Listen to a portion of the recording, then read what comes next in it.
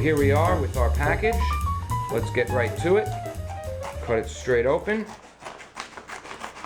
There we go. Boop. Get rid of that. As usual, same old, bubble wrapped on the inside. Got your box. Get rid of that. This, here we go. Do that so we have something to cut here. Cut through here.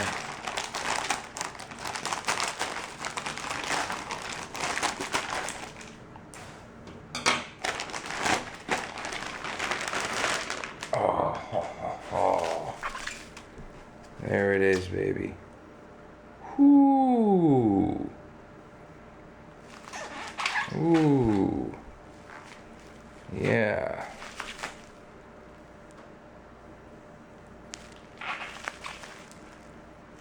Nice. All right, a little young. October 13. October. November, December, January, February, March, April, May, June, July. 8 to 9 months old. Probably not the best idea to smoke one right off the bat, but being that these are Cohiba, they tend to not have so much of a sick period as other cigars, and I believe that's due to the special third fermentation they receive. You know, helps move a lot of the excess stuff along. You know, I could be wrong, whatever. People argue back and forth about these, saying because of the third fermentation, they're ready to smoke sooner, they're much smoother. However, they don't age as significantly as far as flavors changing go. You rarely find people with, you know, people who have boxes, collections of aged boxes, rarely have aged Cohibas. Maybe that's because they can't stop smoking them. Maybe it's because they don't think they age well. I don't know. Whatever. All I know is I'm happy to have these. Trying to get this bubble wrap off, man. Wow. Oh, all right. That takes care of that. And as usual, we have a shrink wrap thing going on here, keeping all the humidity nice and tight.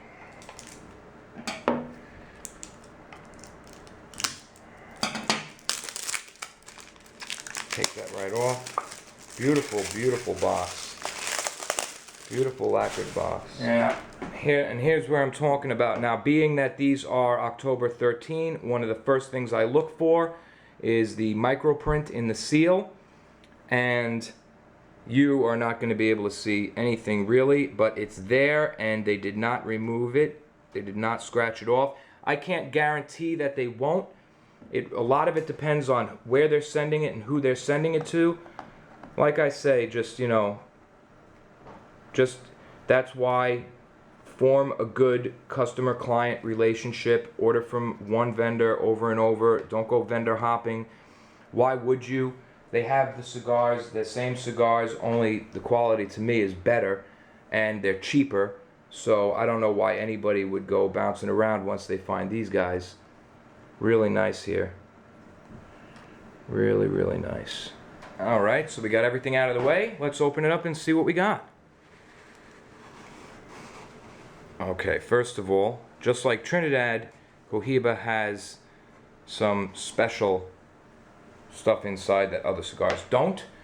You get the Cohiba parchment, which tells you about the Siglo VI brand in 4 different languages, which I believe are Spanish, French, German, and English. Cohiba, the elite brand of Habanos, devotes the line 1492 with its 6 vitolas, 1, 2, 3, 4, 5, 6, to the 5th century centenary of Cuban tobacco discovery. Beautiful. Then you have your cedar sheet with the logo also embossed. Very nice. Then you have your wax paper surrounding the bundle. Cohiba sticker. Another little thing that's got to be there. open them up, and the best part, oh, look at those. There we go.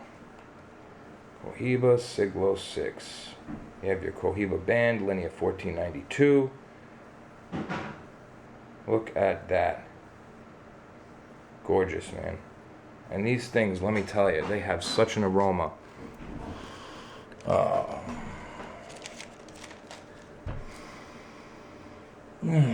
They have a very unique sour note to them. Slightly sour. You smell all that sweetness. It smells really sweet and pungent, Cuban tobacco, but it's got this extra sourish note that I always look for. It's one thing that really says, yes, this is a Cohiba, or no, this is another cigar. Could even be a Cuban cigar that they swap bands on. You know what I mean? Like if somebody's selling you fakes. But these are legit.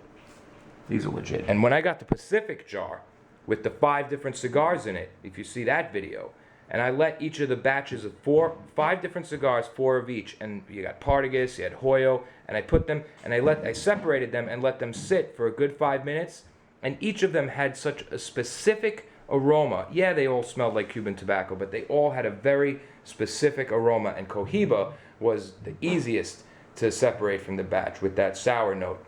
So this is something else that, man, I just really never went for because of the price on these things. But with Finest Cuban Cigars, I said, you know what, let me finally take a shot.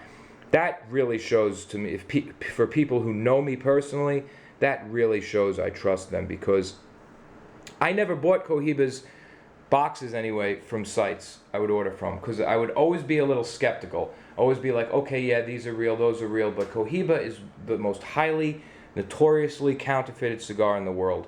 And for me to order a box of something like this from a site, I have to know that there is no chance that they're going to screw me.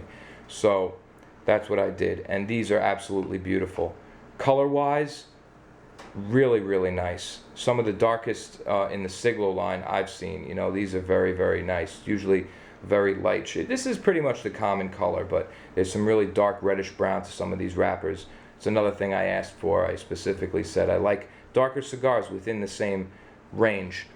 Anyway, you have just, oh, look at that. Beautiful, beautiful, beautiful, beautiful, beautiful. Beautiful bundle of smokes right there. Look at that. Oh, hell yeah.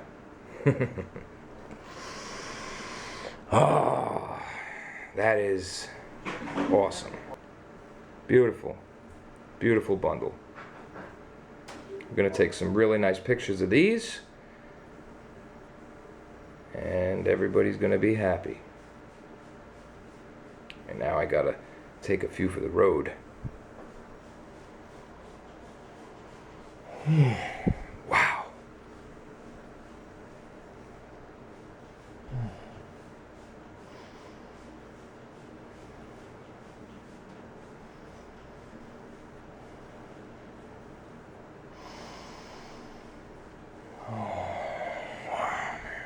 I could just fall asleep like that.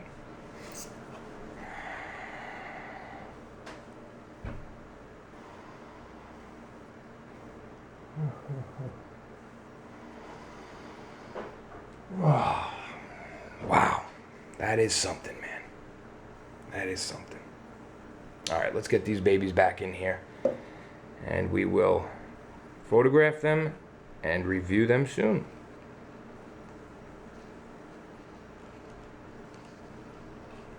Back in there nice. Got to be careful of those feet when you put a bundle back in the box. Scrape up against that wood. Oh, I stretched the band a little. Okay.